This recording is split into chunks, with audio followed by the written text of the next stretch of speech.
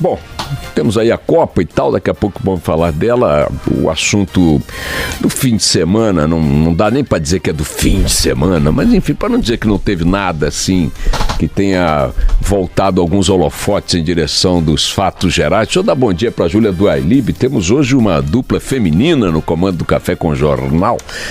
O empoderamento absoluto. Demitiram o Megali, não? Cadê o Megali? Tá em Moscou também? Hein? Todo mundo foi para Moscou? Eu também quero. Bom dia, Júlia do Ailib. Bom dia, Marina Machado. Nosso Mauro Soares da Gravatinha, maravilhoso.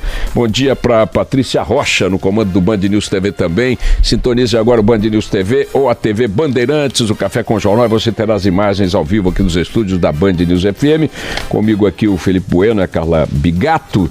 Daqui a pouco converso com o Barão direto de Moscou. Mas eu estava dizendo que, para não dizer que algum holofote não foi aceso aí no noticiário geral, tivemos a divulgação da nova pesquisa do Datafolha, que pouco modificou a situação dos candidatos ou pré-candidatos à presidência da República em relação à pesquisa anterior. Muda ali um pontinho para cá, um pontinho para lá, uma dança em que as pessoas não saem do lugar, aquela arrasta-coxa, né? Fica ali parado no meio do salão, vai, volta, a música acaba, o cara vai, volta, tá igual a pesquisa eleitoral no Brasil. E aí a análise feita da pesquisa pelo Mauro Paulino e pelo Alessandro Giannone. O Mauro é diretor-geral do Datafolha, já foi entrevistado várias vezes aqui no Canal Livre, um abraço aí para ele. E também o Alessandro Giannone é diretor de pesquisa do Datafolha. Eles fizeram uma análise da pesquisa, né, mostrando ali o que muda, e a síntese mesmo é que mudou nada, exceto um dado que eles chamam da seguinte maneira: o único índice que cresceu na pesquisa espontânea, quando você simplesmente começa a dizer assim, vai votar em alguém, o que você vai fazer e tal, o único índice que cresceu na pesquisa espontânea, reforçando, segundo eles, a tese da crise de representação política, é justamente o índice que indica os que mostram intenção, logo no início da entrevista, de votar em branco ou de votar nulo. Para que vocês tenham uma ideia, esse índice na pesquisa agora está em 23%. E nós estamos em junho, as eleições são em outubro, então temos junho ainda está por inteiro, julho, agosto, setembro, outubro começando, 4 meses, aí vou fazer a conta dos dias que faltam para a eleição. A eleição está lembrando um pouco a própria Copa do Mundo, num certo sentido, né? Eu estava comentando sexta-feira fiz viagens meio maluquetes aí para dar palestras, fui ao Rio de Janeiro num evento da Band, no Museu do Amanhã, depois fui a Vitória, também para falar em Vitória, e nesses auditórios muito cheios, aliás, quero mandar um grande abraço para todo o pessoal do Museu do Amanhã, uma maravilha de museu, viu, Felipe Bueno? Conhece, não? Estive lá na quinta, você acredita? Ah, é? É. Maravilha, né? Que lindo o Museu do Amanhã. Enfim, que faz um trabalho belíssimo ali no entorno, com as comunidades próximas, muito bonito o trabalho.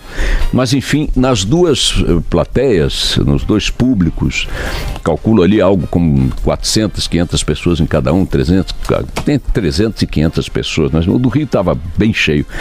E o de Vitória também, mas era um auditório menor.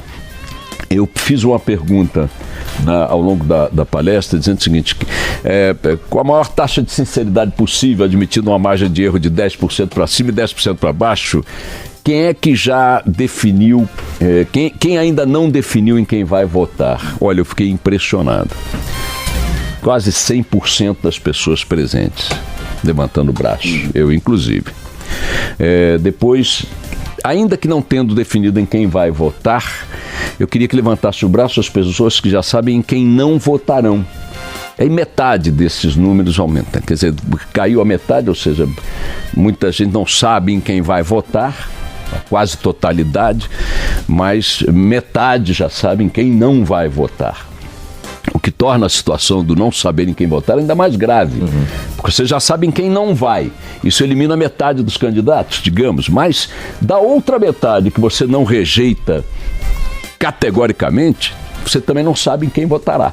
O que faz com que essa decisão do não votar, ou essa dúvida quanto em quem votar, seja ainda mais aguda, porque ela continua persistindo mesmo quando você reduz o elenco de candidatos que estão aí na faixa de uns 10, 15, sei lá quantos e tal. E a pesquisa do Datafolha mostra que esta resposta espontânea é a que mais cresceu, ou a única que cresceu na pesquisa divulgada neste domingo pelo Instituto, em relação à pesquisa anterior.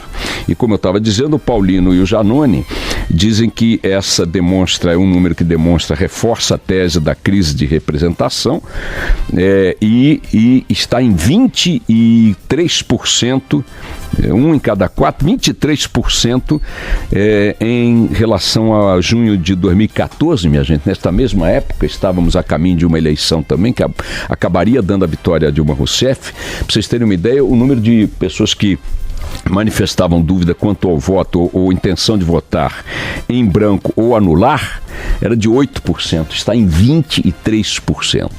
E eu confesso a vocês que eu não sei onde estão os 70 e tantos % que não estão nesse nível, nesse grupo aqui de não votar ou votar em branco, anular o voto e tal.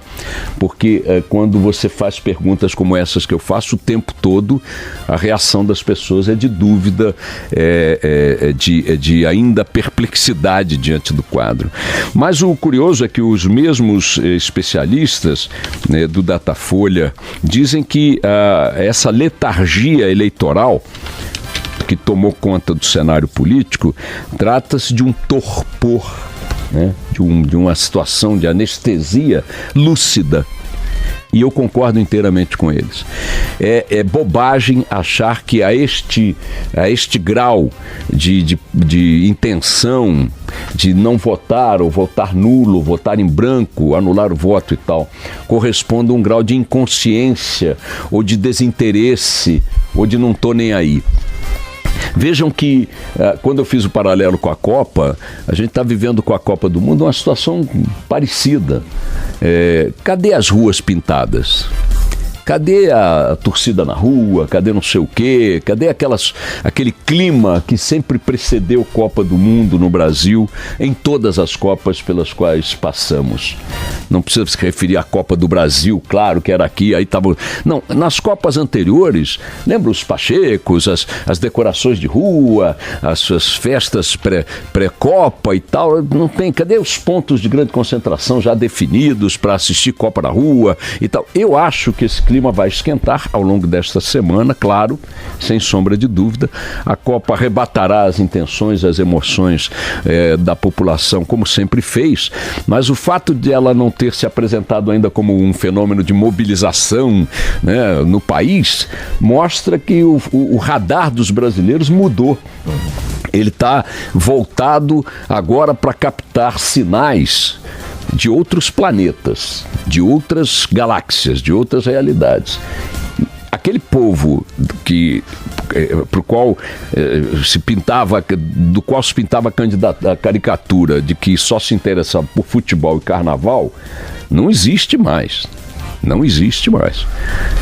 Eu não estou dizendo que essa mudança é uma mudança que deva matar o interesse do povo pelo carnaval e pelo futebol, muito pelo contrário. Nós temos o carnaval mais maravilhoso do mundo, somos um povo festeiro, um povo alegre, um povo que canta, um povo que gosta de festa, e não há pecado nenhum nisso, e temos que preservar esse nosso traço dele, tiramos muitos nossos valores, né? Também não há porquê olhar para a Copa e para o futebol. Me lembro muito nos anos 70, no auge da ditadura, quem militava nos partidos da esquerda, que estavam clandestinos à época, meus colegas estudantes, eu e tal, tinha ali um sentimento de não torcer pelo Brasil, porque se o Brasil vencesse a Copa, favoreceria a ditadura. Como de fato acabou favorecendo, venceu e acabou favorecendo. Mas duvido, me lembro bem, todos os comunas, inclusive eu, na hora do jogo, gritava, torcia e tal, porque é inevitável. Não há por que também olhar para a Copa com nenhum menosprezo, nem torcer menos pelo Brasil. Somos a maior potência mundial do futebol e não há por que não nos orgulharmos disso. Mas o peso dessas coisas ou a atenção coletiva nessas coisas, cedeu lugar nesse estacionamento do nosso coração para mais um automóvel, que não é pequeno, que é o automóvel da política. Então, quando o Paulino e o Janone dizem, olha, é um torpor, é um estado de anestesia lúcida, eu concordo inteiramente. As pessoas, quando dizem não sei em quem votar, estão dizendo isso não porque estão desinteressadas, mas porque estão amadurecendo suas observações e está difícil chegar a alguma conclusão diante da pulverização do quadro que está aí. Cheio de filho de jacaré com cobra d'água, falando as maiores barbaridades, cada um atirando para um lado, outros atirando em si mesmos, os aliados históricos divididos, ninguém sabe quem vai marchar com quem e tal, todo mundo correndo numa faixa própria. E aí, é claro que o eleitor, no meio dessa enorme barafunda de fracionamento político e partidário, e no meio de um ambiente que está varrendo a política brasileira com escândalo após escândalo, vejam, a mesma pesquisa do Datafolha mostra que a reprovação ao atual presidente da República atingiu um nível sem precedentes na história do país. E isso é um quadro que, enfim, mostra o quanto as pessoas estão absolutamente perplexas, porque de um lado não conseguem definir em quem vão votar para suceder quem aí está, mas não porque quem aí esteja seja o Mandela, que nos coloque diante de uma presença tão arrebatadora, tão sedutora, uma liderança tão expressiva que a gente diz, ó, depois desse, après moi le déluge, depois de mim a tempestade. Não, a tempestade já está e as pessoas não conseguem ainda tomar uma decisão quanto ao que quererão depois dessa tempestade, ou a quem entregarão o guarda-chuva para tentar nos proteger da tempestade. Mas repito, concordando com os especialistas do Datafolha, um torpor lúcido. Há um grau de consciência, de interesse pela informação política, de acompanhamento da cena política, como jamais se viu no Brasil. Jamais se viu no Brasil. Esse carro entrou no estacionamento com a vaga mais larga, é uma SUV. O futebol e o carnaval, nesta ordem, viraram carrinhos menores. Neste momento histórico, pelo menos, a política ocupa, sem sombra de dúvida, um espaço que jamais ocupou no debate nacional, no interesse das pessoas. E isso, minha gente, para mim é o grande trunfo, é o grande patrimônio que a gente tem. Preservadas as condições, que eu não tenho dúvida que serão preservadas, para que nós tenhamos uma eleição democrática, com uma população voltada da forma como está para a política, como o brasileiro passou a se voltar de 4 anos para cá, 5 anos para cá, eu só posso acreditar que teremos um resultado melhor, consistente, no sentido assim de que as pessoas votarão determinando o que querem, definindo o que exigem, colocando claramente as suas reivindicações para o próximo presidente, seja ele qual for. Agora, quando começar a campanha na televisão e tal, as posições vão ficar mais claras, as cobranças vão ficar mais explícitas, os campos se definirão de uma maneira mais nítida e nós caminharemos para uma eleição, não tenho dúvida, com uma população ineditamente consciente e interessada em relação à política, seja qual for o escolhido. Seja qual for o escolhido, o país não só não acabará, porque é muito próprio do discurso de um lado dizer que escolhendo o outro país acaba. O país não vai acabar. Se escolher esquerda, direita, centro, não vai acabar. E mais, insisto, vai dar um passo à frente no que diz respeito à conduta da classe política em relação a algumas coisas básicas, como, por exemplo, a corrupção. Esse é um avanço que eu acho que vai acontecer. A forma como gerir o Estado e encarar o Estado como um servidor da sociedade, isso aí não tem recuo mais. A forma de gerir o Estado, se achar que ele pertence ao partido ou à família do político, isso aí não tem mais esse jogo. Seja qual for o presidente eleito, nesse ambiente que já está aí configurado e vai se intensificar, pode estar certo o seguinte, pode ser o pior candidato dos seus sonhos, o pior, mas ele não poderá repetir erros de seus antecessores e nem produzir erros similares, nos mesmos campos pelo menos. Pode fazer uma grande lambança, mas não nos campos em que a política brasileira sempre fez grandes lambanças. E aí, minha gente, é esperar pelo resultado da Copa e esperar pelo resultado da eleição. Eu torço para que o Brasil venha de lá com o caneco. Estou como o Neymar, né? O brasileiro pode sonhar com a Copa. O Neymar disse isso ontem.